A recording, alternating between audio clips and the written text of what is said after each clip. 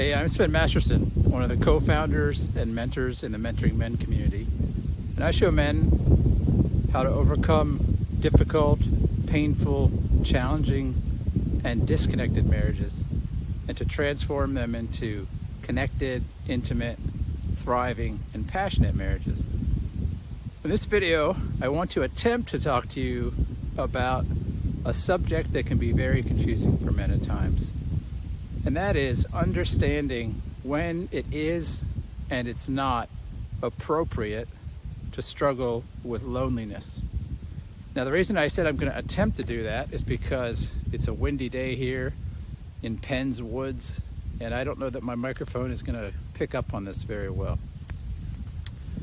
Now, why do I want to talk to you about this? I want to talk to you about this subject because I encounter a lot of men in my work as a mentor in my men's community who are deeply struggling with feelings of loneliness. And man, I totally relate to this. I'm 49 years old right now, and I would say for about 40 years, I struggled deeply with feelings of loneliness. Despite, I'll tell you, getting married at 20, having children at 22, I've been surrounded by people for most of my life. I spent 25 years in IT. I spent a lot of time around colleagues, family, people socially, and yet I couldn't escape this pervasive feeling of loneliness. And yet I don't feel like that now. And so what happened?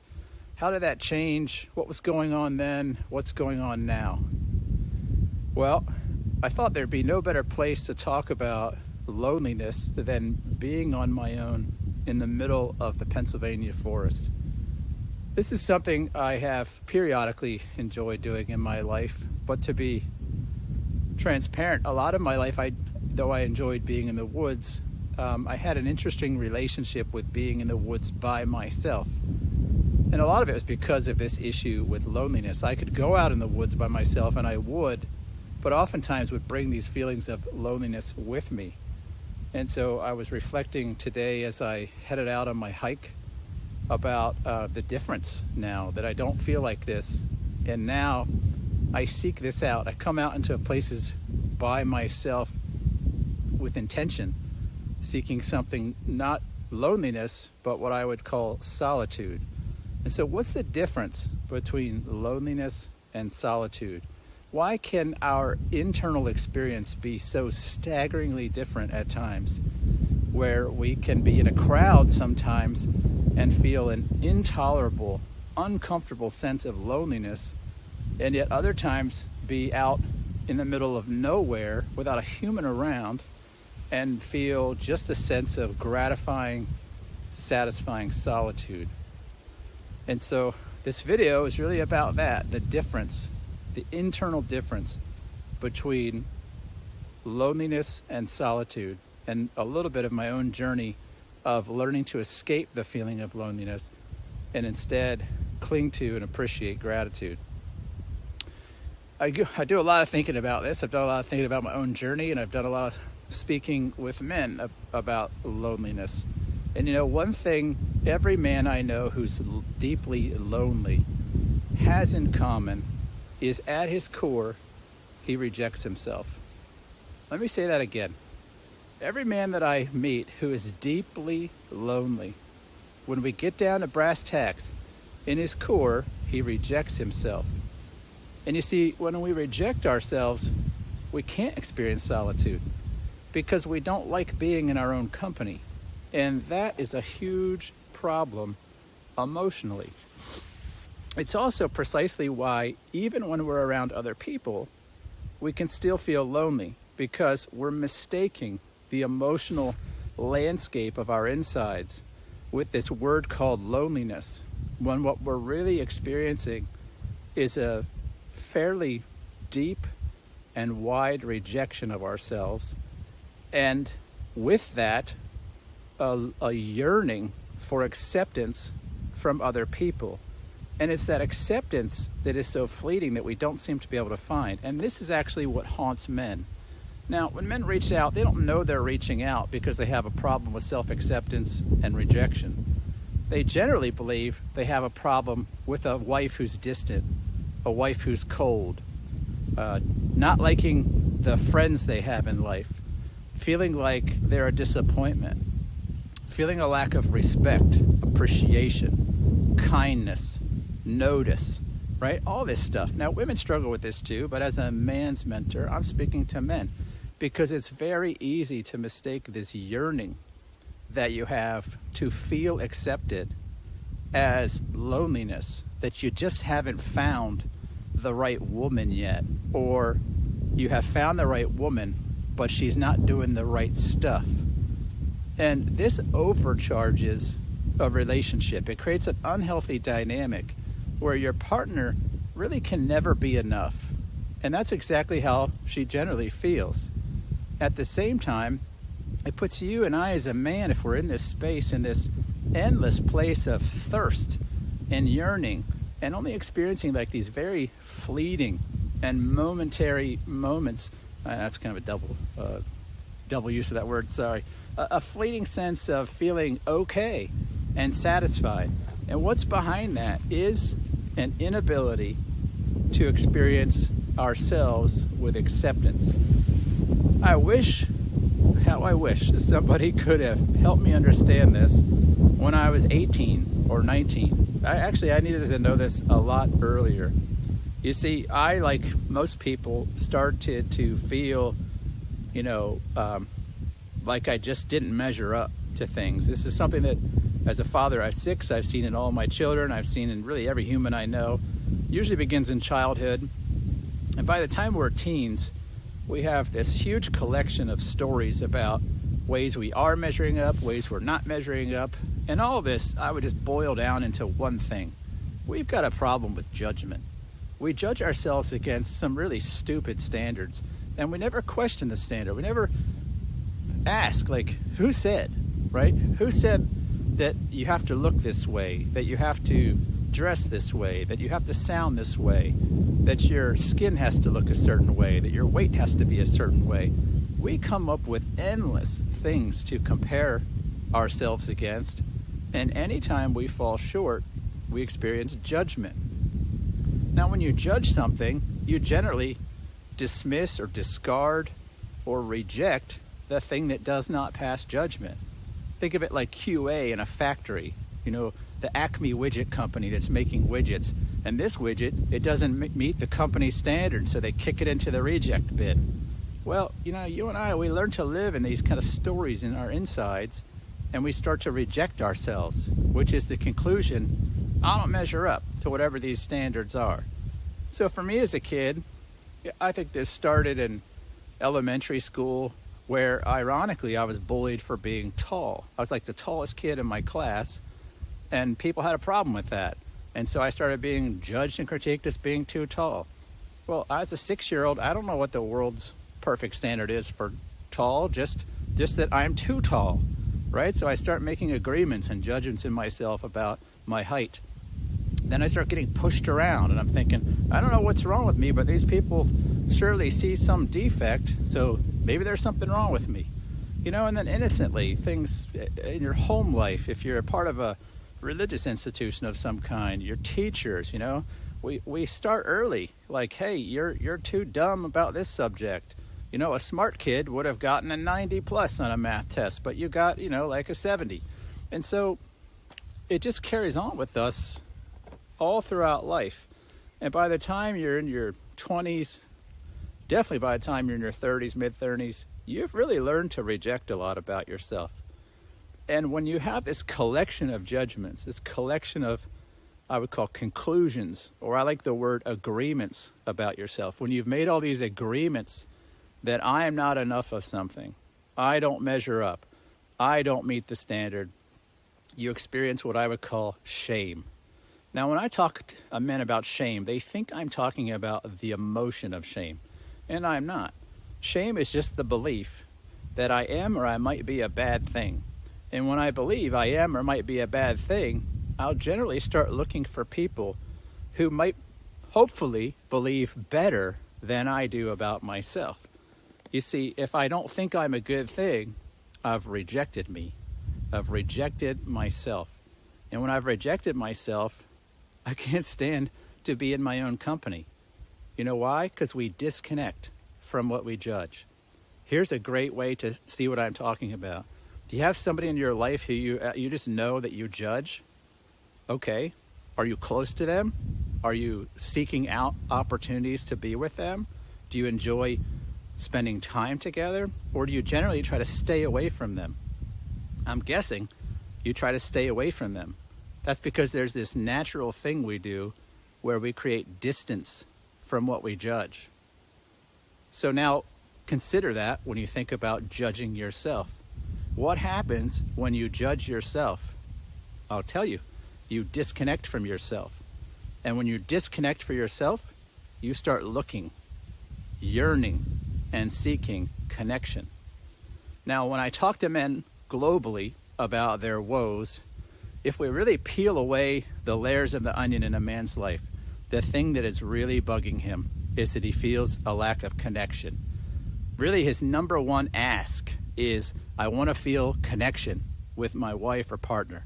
I want to feel connected, intimately connected, emotionally connected. They use all kinds of terms. You see where I'm going with this? You'll seek a feeling of connection when you feel disconnected. And you feel disconnected when you judge. And when you judge yourself, you feel lonely because you feel disconnected. And so for me, it was a hugely transformational moment. It makes me a little emotional in a positive way. To see that my problem with loneliness was a problem with disconnection, which was rooted in a level of self-rejection that I would even say was self-hatred. That started to change for me when I started to not try to force myself not to hate myself, but I questioned the ruler or the yardstick or the scale that I was using to make those judgments. You see, this is a big problem. Who am I as a human? This, one of 8 billion souls just on this planet spinning around the sun at, tens of thousands of miles per hour or whatever it is. Who am I to make a judgment about any soul, including me? I'm not qualified to decide if I meet a standard or not. And so when I started to kind of explore this concept in my head, I started to understand, well, if I'm not qualified to judge myself, I need to land somewhere. I need to land on some sort of default assumption about how I measure up. And I can really choose two things. I could choose an assumption that I don't measure up, or I can choose an assumption that I do. And so when I started to look into, okay, where do those two conclusions lead a person in life, it was pretty evident to me that a conclusion that I don't measure up can't lead me to a good life. It would just lead me to more of the same, which was this endless search for other people's approval, an endless search for connection, an inability to enjoy solitude, an inability to appreciate myself, and pretty much end in a lifelong pursuit of frenzied doing in order to feel good about myself. That's where I have to go when I believe I don't measure up.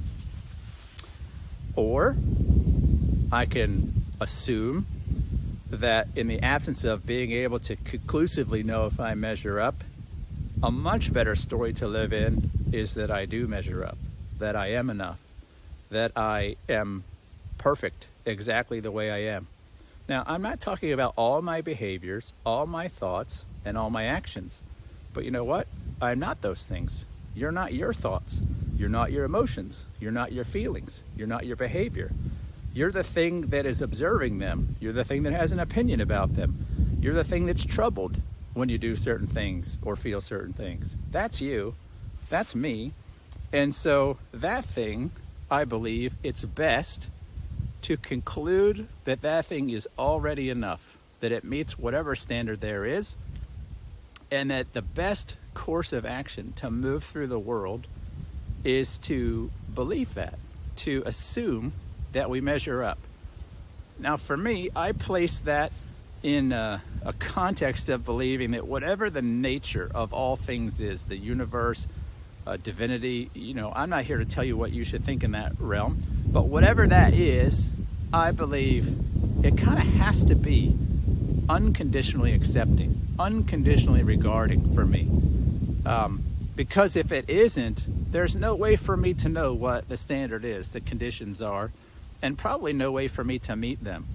So to walk around in a story of assumed innocence and assumed that I'm not qualified to judge me, therefore I'm going to assume I am okay until something with the authority to judge tells me otherwise. And that, my friends, started to give me freedom. It helped me to stop rejecting myself.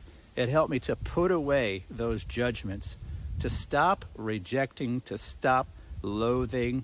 I could start looking in a mirror for the first time in probably 40 years and not hate what I see. I could stop feeling an aversion to being in family photos and videos. I could stop hiding. I could stop wondering what people thought about me. All these things were all rooted in this common denominator of not accepting me and hoping that you did, that other people did. And nothing has given me more freedom and liberty in life as a man, and the ability to enjoy solitude, like being out here in this glorious but chilly day in the Pennsylvania wilderness, than come into a place of self-acceptance. You see, I never had a problem with loneliness. I didn't really have a problem with disconnection.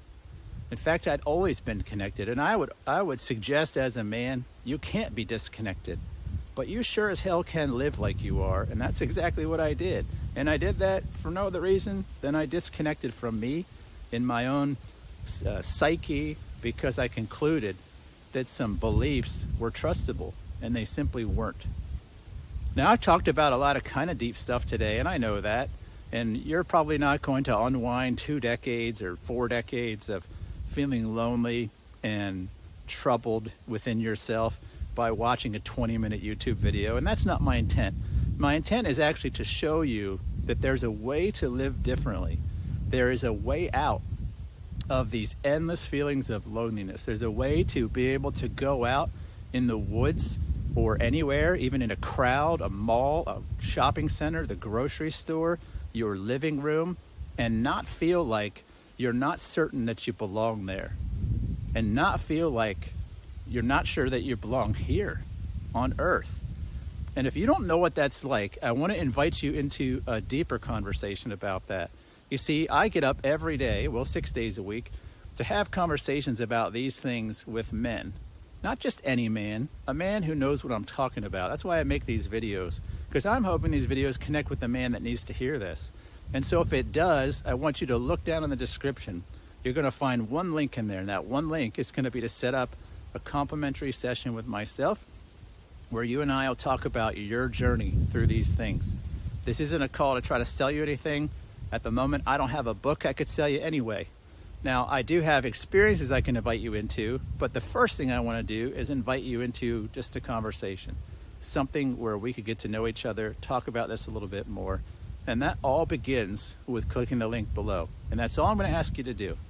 Now, if you're watching this and perhaps you don't really feel that need, but you've gotten something out of this video, it would be super helpful to me if you would give me a thumbs up, hit the like button, subscribe, ring the bell, add comments, all that stuff.